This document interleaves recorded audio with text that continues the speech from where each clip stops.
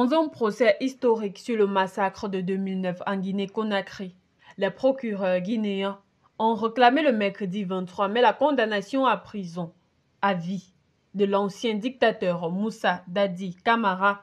et de 6 autres responsables militaires ou gouvernementaux de l'époque. Le procureur général Algassimou Diallo a réclamé une peine de 30 ans de non-participation pour les 7 accusés, dont l'un est condamné par contumace et un autre est en fuite. Le procureur a également réclamé la requalification des accusations en crime contre l'humanité par meurtre, assassinat, torture, séquestration et viol. Notons que le 28 septembre 2009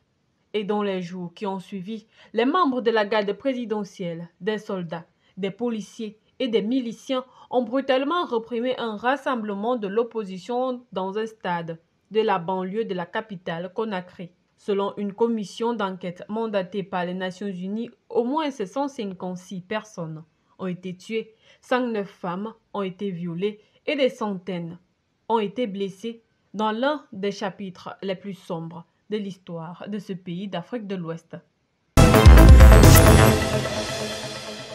En vue de renforcer le lien de coopération civilo-militaire et amicale entre la République centrafricaine et la République populaire du Bangladesh, le contingent bangladais de la MINUSCA en Centrafrique entend construire une clinique communautaire baptisée Bangabandhu Touadéra, un assemblage des noms des 2 présidents, notamment de la RCA et de la République populaire du Bangladesh,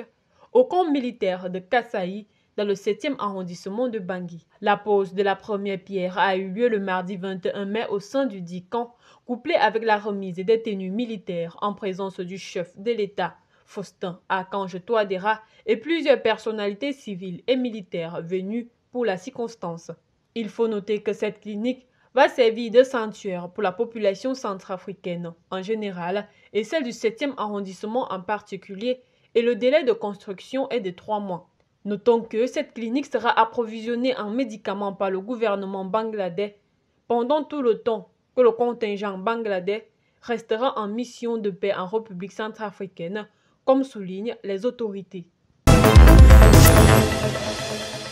Au Burkina Faso, 2 projets sont lancés afin de combattre l'insécurité alimentaire. Selon un communiqué du ministère burkinabé de l'Agriculture, des Ressources animales et halieutiques, les 2 projets majeurs lancés sont le projet intégré de développement des chaînes de valeur maïs, soja, volaille et poisson, en abrégé PIMSAR, et du projet DEUR du programme de renforcement de la résilience à l'insécurité alimentaire et nutritionnelle au Sahel. Selon la même source, ces 2 projets auront un coût total de près de 75 milliards de francs CFA et permettront de développer des chaînes de valeur de maïs, de riz, de soja, de sorgho, de blé, d'igname, de patates douces, de pommes de terre, de volaille et de poissons. De plus, les projets bénéficieront directement à environ 155 000 ménages agricoles et à 986 746 bénéficiaires indirects, tous constitués d'au moins 50% de femmes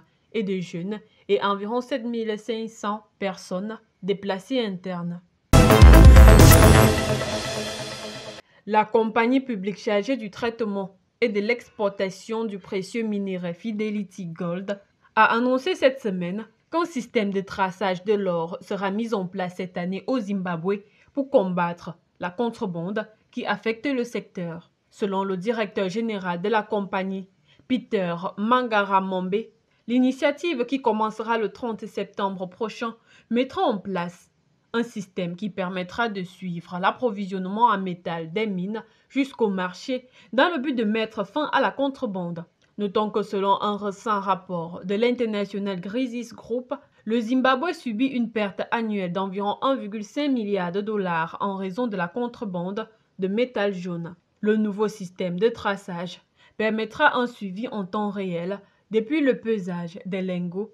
par le producteur jusqu'à leur livraison ultérieure à la compagnie, qui peut également être retracée jusqu'à la destination finale. En outre, le Zimbabwe reste largement sous-exploré et ses mines en exploitation